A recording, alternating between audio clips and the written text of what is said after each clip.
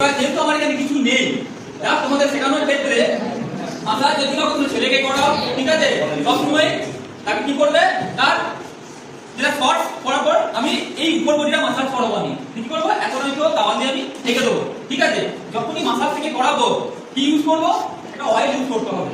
Oil যদি use না করি না, তাহলে আমাদের উপরে যে স্কিনটা রয়েছে সুপারফিশিয়াল লেয়ার, সেটা কিন্তু ইনজুরি হয়। এই হচ্ছে মেইন বিষয়।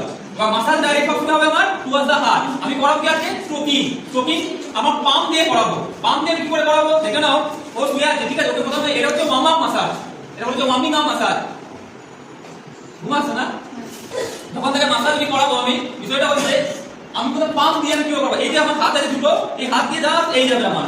এটা মোটামুটি বডির যে পার্টটা আমি করাবো 3 থেকে 5 মিনিট ওকে করাতে হবে, এবং প্রেসারটা খুব বেশি করে দিলে কিন্তু হবে না।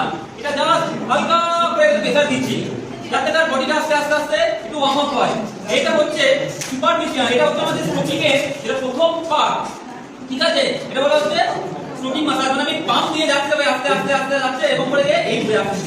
আমি তো এই আর ব্যাকটা আমি আসছি না, কিন্তু মনে রাখবি আমি তো ব্যাকে কোথাও আসছি না, আমি এই যাচ্ছি পাম্প দিয়ে, যা আবার ঘুরে যাচ্ছি। আমি আমার আস্তে আস্তে ওকে বলতে হবে এবার যে একটু লাইট প্রেসার দেবো, ও তখন যদি বলে হ্যাঁ দিতে, তখন এই করতে করতে মোটামুটি আমরা 2 থেকে 3 মিনিট করতে হবে। এটা হচ্ছে আমার হাতে পাম্প দিয়ে যতটা পারলে আমি করলাম, ততক্ষণ পর্যন্ত হলো। ঠিক আছে, দেন তারপরে এটা হচ্ছে আর ফিঙ্গার।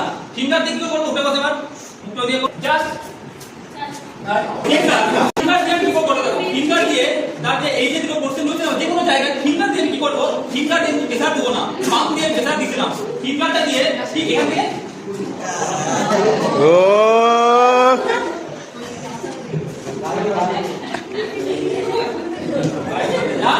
এই দুটোই হচ্ছে আমার স্ট্রোকিং এর